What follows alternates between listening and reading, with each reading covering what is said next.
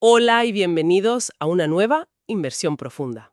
Hoy tenemos sobre la mesa un documento verdaderamente extraordinario. Totalmente. Hablamos de Mark Bloch, el oficio del historiador y la ciencia de los hombres. Un texto clave. Eso es.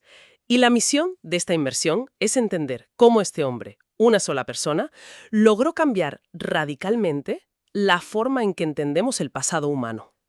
Sí, porque transformó la historia. Pasó de ser una simple lista de fechas aburridas a una disciplina, pues, vibrante y total. O sea, resulta curioso que normalmente cuando se piensa en la historia como materia de estudio, la imagen mental suele ser bastante monótona, ¿verdad? Ya, claro. Se percibe como un catálogo inmenso, estático y perfectamente ordenado. Reyes, batallas, fechas concretas. Exacto. Tratados diplomáticos firmados con plumas elegantes y todo eso. Una visión muy aséptica, donde el pasado parece casi un paciente inerte sobre una mesa de autopsias. Esa es, de hecho, la visión tradicional que dominó los círculos académicos durante siglos en Europa. Una historia construida solo a partir de despachos oficiales, ¿no? Y crónicas de las élites. Totalmente. Bajo ese prisma, la labor del historiador se limitaba a recopilar actas de defunción y tratados de paz. Era como enumerar los síntomas de las sociedades de forma clínica. Y era un enfoque seguro, centrado en grandes figuras, pero, a ver, tremendamente frío. Y metodológicamente incompleto. Muy incompleto.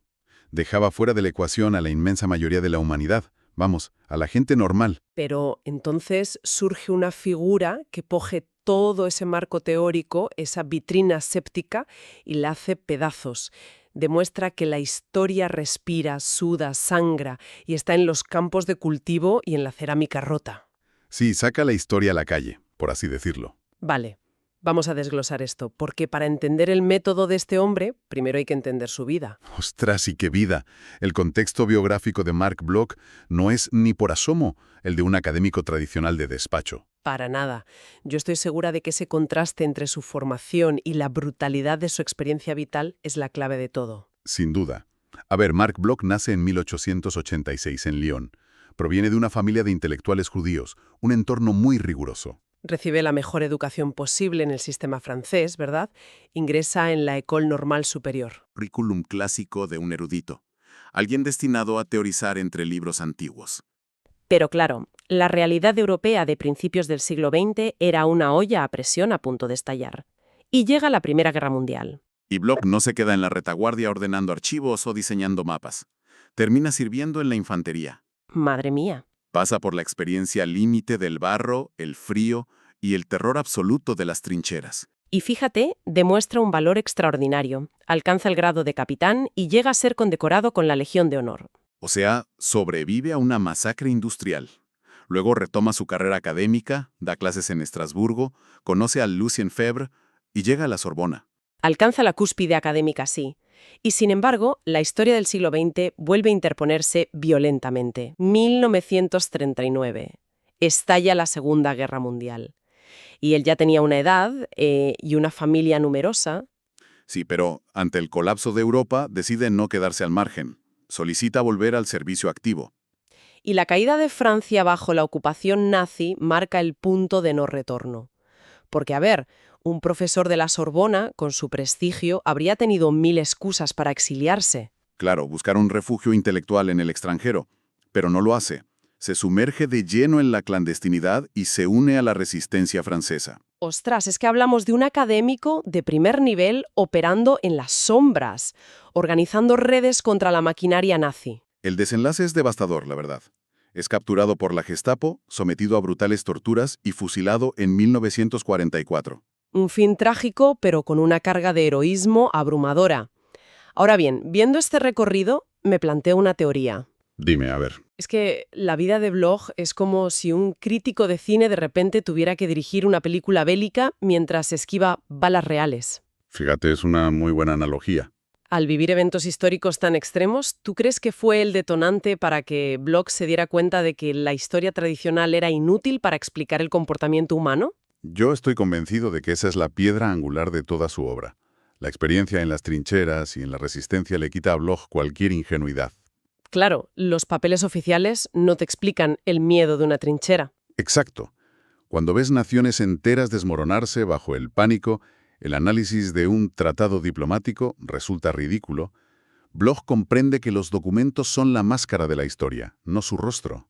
Hay que estudiar el miedo colectivo, los rumores, las estructuras de subsistencia, ¿no? Eso es. Las creencias compartidas que sostienen la moral de un pueblo. Todo eso cristaliza en 1929. Ah, sí, cuando funda la revista Annales junto a Lucien Febvre. Ahí le declaran la guerra a la historia historizante. Un término que ya suena a burla hacia esa erudición estéril de reyes y batallas. Ellos proponen una historia total.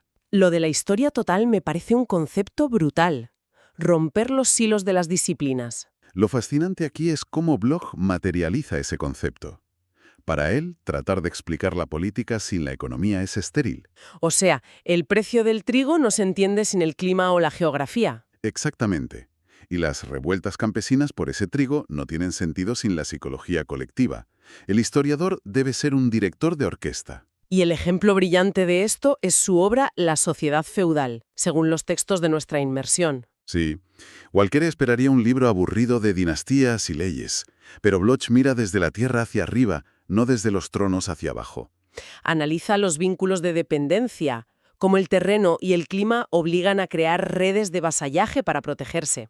Integra la agronomía, el derecho, la geografía. Explica por qué surgió el feudalismo, no solo qué era. Bueno, si entendemos que la geografía moldea la sociedad, el siguiente paso es estudiar la mente de esas personas. Eso es la historia de las mentalidades, una aportación revolucionaria. Para entender una época hay que descifrar su psicología colectiva. Y sin juzgar con los parámetros de hoy en día. Aquel documento menciona su obra de 1924, Los reyes taumaturgos. Sí, donde investiga la creencia medieval de que los reyes curaban enfermedades solo con tocar a los enfermos. Y él lo aborda como un hecho histórico legítimo. Y aquí es donde se pone realmente interesante. Porque, a ver, frena un momento. Dime. Si la idea de que los reyes curaban enfermedades es claramente un mito, científicamente falso, ¿por qué Bloch insistiría en tratarlo como un hecho histórico legítimo? Ya, entiendo por dónde vas. O sea, ¿acaso la historia no debería centrarse en lo que realmente ocurrió y separar los hechos objetivos de las supersticiones? Si conectamos esto con un panorama más amplio, vemos la sofisticación de Bloch. Descartar esa creencia por ser médicamente falsa hoy es un error de presentismo. Vale, o sea, juzgar el pasado con ojos del presente. Exacta. La ineficacia clínica da igual.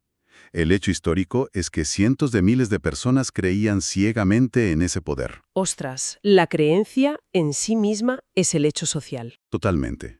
Esa creencia legitimaba el poder, mantenía la cohesión ante las plagas. El mito mueve ejércitos y justifica dinastías. Es un cambio de paradigma bestial. El historiador debe comprender, no juzgar. Y para esto usaba el método comparativo, ¿no? Sí, comparaba Francia con Inglaterra en la misma época para aislar causas reales. Buscaba patrones universales frente a particularidades locales.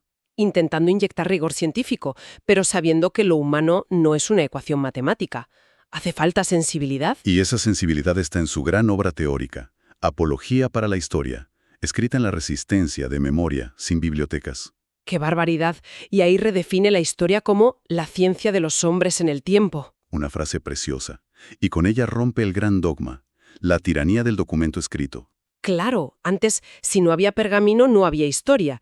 Pero él dice que donde hay una huella humana, hay historia. Ya sea una herramienta de piedra, un campo arado, cerámica rota o el origen de una palabra. Es como, a ver, juzgar la historia solo por documentos oficiales es como intentar comprender un iceberg mirando solo la punta que sobresale. Me gusta mucho esa analogía. La base del iceberg está sumergida y cuenta la verdad. Y esto hace vital a la arqueología, ¿verdad? Para hacer hablar a esos objetos cotidianos de sociedades que no escribían. Fundamental. Un vertedero antiguo te habla de redes comerciales y jerarquías sociales sin necesidad de textos. El buen investigador lee el paisaje. Y esto, éticamente, es telúrico, porque desmonta prejuicios enormes, como el de las sociedades originarias americanas. La arrogancia eurocéntrica. Como no tenían escritura alfabética europea, decían que estaban fuera de la historia. Que estaban congelados en el tiempo hasta que llegaron los europeos. ¡Qué barbaridad! Bajo la lógica de Bloch, Eso es absurdo. Estaban en pleno proceso histórico transformando ecosistemas y creando sociedades complejísimas. Entonces, ¿qué significa todo esto? Porque esto es fuerte. A ver, cuéntame. ¿Quiere esto decir que los currículos escolares tradicionales, que todavía separan radicalmente la prehistoria de la historia, basándose puramente en la invención de la escritura, están fundamentalmente equivocados según la visión de Bloch? Esto plantea una pregunta importante sobre cómo categorizamos el conocimiento. Y la respuesta de Bloch sería que sí, es un error de diagnóstico profundo. Claro, basar el valor de una civilización solo en si sabían escribir con un alfabeto. Es una convención práctica, pero no ontológica. Esta sordera selectiva de la academia tradicional silenció a culturas enteras que registraban su mundo en textiles o arquitectura. ¡Qué fuerte! Resumiendo un poco esta inmersión, Marc Bloch nos legó una disciplina multidisciplinaria. Entendió que todo rastro cuenta. Y nos enseñó que la labor es comprender a los hombres en el tiempo, con empatía y sin juzgar. Todo respaldado por una coherencia vital extrema. No fue un académico de sillón, arriesgó su vida por sus ideas frente al nazismo. Su sacrificio y su obra son inseparables. Nos recuerdan que la historia sirve para descifrar nuestra naturaleza ante las crisis. Totalmente de acuerdo. Y para terminar, quiero dejar a quien nos escuche con una reflexión inédita. Adelante, a ver qué nos traes. Si aceptamos la premisa de Bloch de que la historia se define por las huellas humanas y no solo por la escritura oficial, ¿Sí? cabe preguntarse qué deducirán los arqueólogos del futuro sobre nuestra sociedad actual a partir de nuestra cerámica digital. Ostras, los historiales de navegación, los metadatos residuales. Exacto.